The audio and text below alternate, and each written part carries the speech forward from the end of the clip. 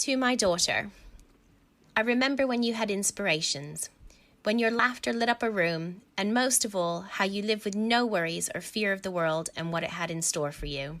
You wanted to be a teacher, telling us about the latest college courses you were applying for, your wide circle of friends, so happy, so carefree. Eventually, we heard less and less from you. We phoned, invited you round for tea, you declined. We thought you were busy.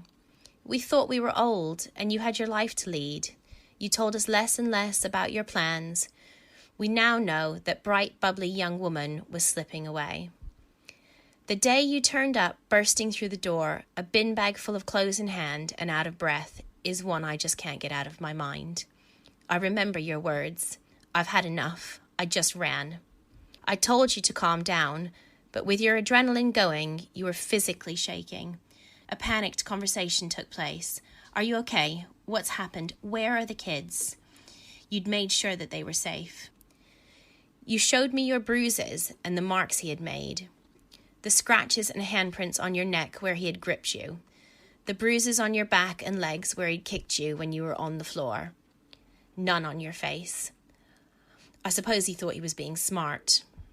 You passed it off with comments like, he was just angry, or you can't pick who you fall in love with.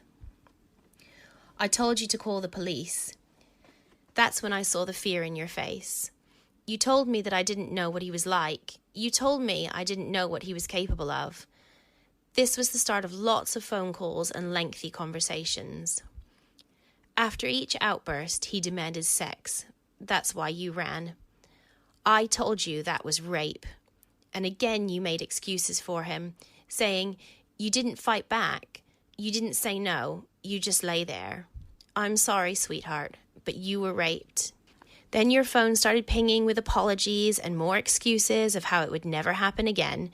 It was like you had a cloud around your head and everything I said wasn't going in. You only heard him. We promised that we wouldn't report it without your say-so.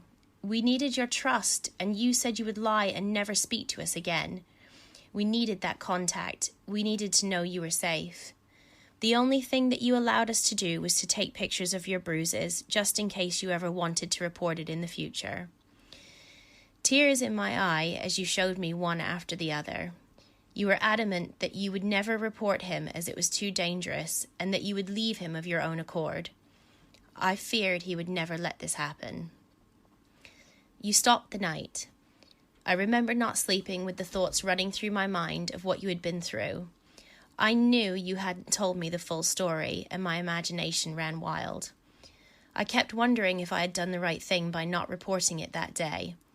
Would you have forgiven me if I did it anyway? Or would you have run back to him and never come back for help? You went back and told me he had changed, but I wasn't convinced. It wasn't until months later that you asked for help again. You wanted to report him. In that moment, I couldn't have been prouder. I rang the police before you could change your mind, and they arranged for someone to come round later in the week to take a statement. During that time, you were being bombarded with text messages and calls, first with apologies, then with threats. You were so strong not to reply, not to get sucked in again. On the day the police were due to arrive, I reassured you that I'd be there to hold your hand. You were so scared that no one would believe you and that he would follow through with his threats. Before the police could arrive, you saw him on the drive and hid in pure fear, frozen. I dragged you upstairs and locked us both in the bathroom whilst dialing 999.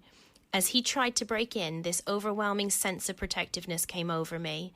There was no way I was going to let him harm you anymore. He'd have to get through me before anything happened to you. Luckily, the police turned up, but it was the longest 9 minutes of my life.